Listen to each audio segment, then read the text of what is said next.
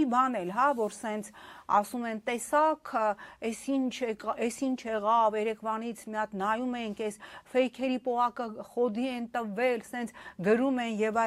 այլն, արտադրելու են չիպեր եւ զայրադշնիկներ Հայաստանում, իսկ երեկվանից Ադրբեջանում հիմա կարդամ կազմակերպությունների անունները ամերիկյան պատվիրակության կազմում, առևտրային, այո, ուրեմն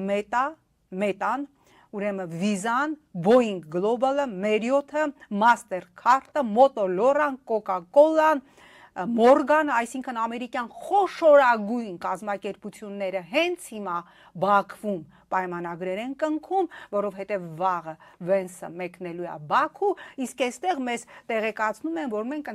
մեր հետ ընդամենը չիպեր ու հեռախոսի զայրադչնիկներ են արտադրելու։ Էս էլ տնտեսական ոլորտի համագործակցություն եւ հիշեցնեմ Paul Global-ի Վենսի այցից գալուց առաջ ամերիկյան հեռուստաընկերություններից մեկին տված հարցազրույցը, որտեղ նա խոսելով Վենսի այցի մասին, ասել էր, որ այդ այցի հիմնական առանցքը Ադրբեջանն է, որպես Միացյալ Նահանգների համար առանցքային առևտրային գործընկերություն։